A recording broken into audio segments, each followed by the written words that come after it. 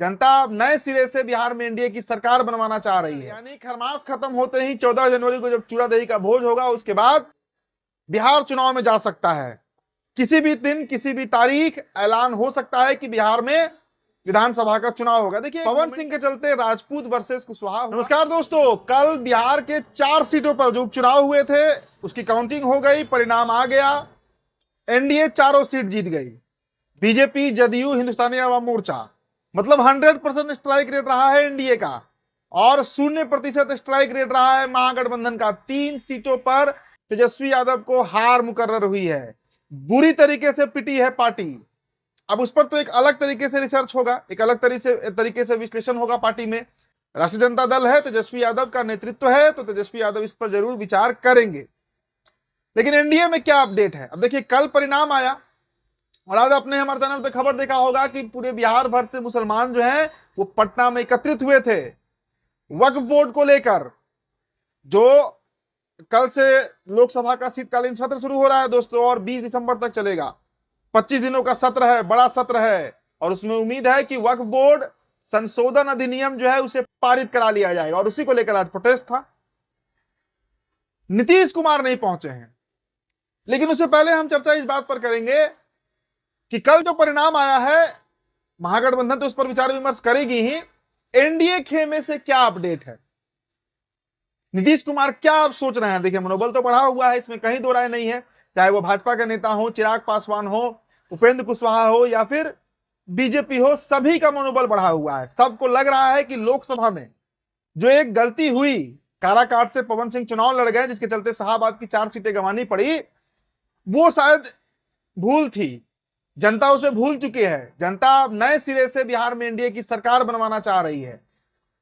तो अब एनडीए खेमे से जो खबर निकल कर आ रही है, जो बातचीत से बात हम समझ रहे हैं, कई नेताओं से बातचीत हो रही है, बड़ा अपडेट है। चूड़ा दही खाकर, यानी खरमास खत्म होते ही 14 जनवरी को जब चूड़ा दही का भोज होगा, उसके बाद बिहार चुनाव में जा सकता है। किसी भी दिन, किसी भी तारीख ऐलान हो सकता है कि बिहार में विधानसभा का चुनाव होगा। देखिए, एक मोमेंटम बना है, बात को समझिए।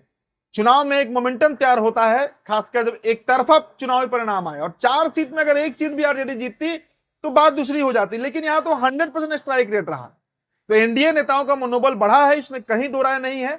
एक मोमेंटम है, जनता का मूड बना हुआ है।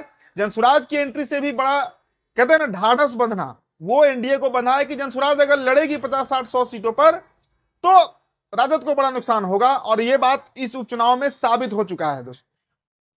और इसीलिए जो एनडीए खेमे से खबर है कि वहां पर चर्चा बड़ी तेज है इस बात को लेकर कि जनवरी में खरमास के बाद चुनाव करा लिया जाए। देखिए, बीजेपी इसके लिए तैयार नहीं थी, लेकिन अब बीजेपी भी इस बात को समझ रही है कि साल भर का इंतजार जो है, ये जो एक लय बना है, मोमेंटम बना है एनडीए के पक्ष में, ये गड़बड़ा सकता है। हालांकि देखिए, लोकसभा में मन मुताबिक रिजल्ट नहीं आया था। पाटलिपुत्र, बक्सर, आरा, काराकाट, औरंगाबाद, कई सीटें बीजेपी हार गई थी। लेकिन उसके पीछे जो सबसे बड़ा कारण अब समझ में आ रहा है, वो पवन सिंह फैक्टर बने थे। पवन सिंह के चलते राजपूत वर्सेस कुशवाहा हुआ, जिसका खामियाजा आराम में उठाना पड़ा। बक्सर में मिथिलेश तिवारी बीजेपी के सिंबल पर लड़ रहे थे, उनको वहां कुशवाहा वोट नहीं मिला, कुछ ही हजार वोट के अंतर से वो हारे थे, सुधाकर सिंह जीत गए थे।